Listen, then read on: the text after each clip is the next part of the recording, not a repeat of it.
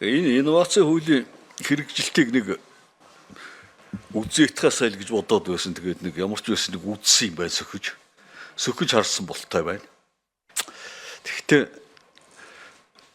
засгийн газрын аргачлал байд юм байна гэж ойлголоо. Тэрүүгээр хийгээд дүгнэлтүүд гарсан байна. Яг энэ дөрвөн дүгнэлтээ бол би санал нэг байгаа юм. Тэгэхдээ энэ аргачлалаар хийхэд ер нь хэрэгжилт нэг төдөн хөв орчим юм байна гэж тооцож болд юм уугүй юу гэдэг нэг асуулт байгаа юм. За зөвхөн инноваци хуулийн энэ анхдагч хууль 12 онд батлагдахад одоо ганц зэрэг өрхбэсэр битүүрлээ ажлын хэсэгт нь байсан. Тэгээд 12 оны сонгуулийн өмнө нэлээ яаралтай баталсан. Тэр үчин сонгуулийн хугацаа их урт байсан.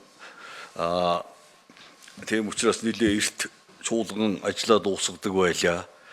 Тэгэхээр янз бүрийн шалтгаантай. За тэгвэл яг энэ хуулинд орсон яг амин сүнс нь болсон гэсгийг ингээд 13 оноос эхлээд ингээд хасч тансаар байгаад одоо бол энэ нэг бурхан гэж бодвол шүншиггүй болцсон.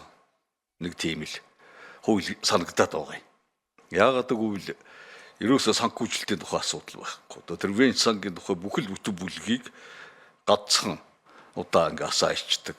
Дараа жил нь батлагдсан дараа жил нь санагч инновацийн сангийн тухай заалтыг асаа ичдэг. Тэгээд шинжлэх ухааны технологийн сангаас алдаг оног ингээ санхүүжүүлээд шинжлэх ухааны технологийн инновацийн төслийг алдаг оног зарим жил санхүүжүүлээ зарим жил байхгүй л байгаа шүү дээ. Ингэж яваад нэг л ийм л сонин байдалтай ийм төсөл болчиход байгаа маа. Тэгтээ зэрэг одоо энэ хуулийг ер нь агуулгын өв шинжилнэ гэдэгтээ бол одоо би бүрэн дүүрэн санал нэг. Тэр тусмаа энэ засгийн газрын үйл ажиллагааны 24-28 оны хөтөлбөрт шинжлэх ухааны паркийн тухай хуулийг оруулна гэсэн ажил явж байгаа юм. Тэгээ энэ хууль паркийн хууль ороод ирнэ. Тэгтээ зэрэг энэ инновацийн тухай хуулиас бас нэг том бүлэг нь байхгүй болчихно. Тэгэхээр инновацийн тухай хуулийг юундаар авч үлдэх вэ гэдэг асуудал гарч ирнэ. Тэгээд шинжилсэн хариулга бол бүр энүүхэнд байгаад байгаа юм. Ямар ч байсан нэг ингээд үнэлээд үтсэнд баярлалаа. За тэгээд инновацийн дэд үтс юугаа аль таанаа хөгжүүлдэг үү энтергээд судалгаан дараа бас шүүмжилмээр юмнууд байх шиг байна. Энэ инновацийн үйл ажиллагааны хэрэгжилтийг үндсэндээ одоо монголчууд л туудаггүй болохоос биш хамгийн сайн хийсэн газар бүр Хятад. Тэнд бол шинжлэх ухааны паркаас өсвөлээд өндөр технологийн бүс гэсэн 3-4 давхар бүтцтэй. Тэгээ хотуудын өндөр технологийн бүтц бол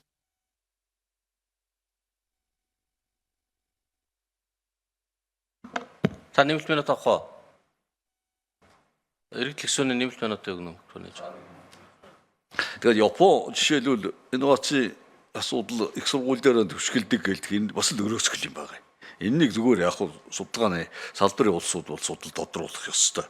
Тэгэхээр манайд одоо инновацийн дэд үтсээс яахан явж байгаа нь бол стартап гэдэг. Стартап яагаад явахгүй байна вэ гэдгийг би бол одоо энэ инновац хариуцсан яамны хүмүүсээс асуумаар байгаа юм. Эмнээс үсэн юмнаас. Тэгээд хамгийн гол асуудал бол манай шинжлэх ухааны технологийн салбарын хамгийн эмзэг цэг нь бол санхүүжилтийн ганцхан их өсвөртэй байгаад байна гэдгийг бол ЮНЕСКОгийн экспертүүд 2 удаа гаргаад ирсэн. Тэгээд тэр ганц их өсвөр нь сан байгаад байдаг. Тэгэхээр өөр их өсвөр гаргах талдаар зөвмөрөө бол хамтарч ажилламаар байгаа. Тэгээд энэ хоёр асуулт хариулж өгөөч. Биелэлтийн хөв дараа нь стартапууд яагаад хөгжихгүй байна гэдэг шалтгааныг бас олох ёстой шүү дээ. Хэрэглэх гишүүний асуултанд хариулъя. Тэр нөгөө ховчилж одоо биелтийг гаргаж болдгоо гэд. Хууль тогтоомжийн тухай хуулийн 51 зүйл дээр яг нөгөө үр дагаврын үнэлгээг бол дурдсан байж үр дагаврын үнэлгээнд дээр тухайн зүйлээс тодорхой төлөөлөл бүхий тодорхой зүйл заалтыг сонгож аваад яг тухайн сонгож авсан зүйл заалт нь бод байдлаар зорилготой хүрсэн үү хэрэгжсэн үү гэдэг хэрэгжээгүй гэдэг нэг л дүгнэлт.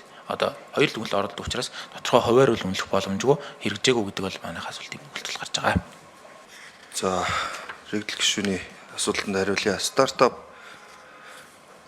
Стартап мэдээж хөгжих боломж нь түрүүний нөгөө community буюу coworking орчныг бүрдүүлэх тал дээр бид нар яг тодорхой бүрэн яг дэмжихгүй байгаа нэг юм асуудал байгаа.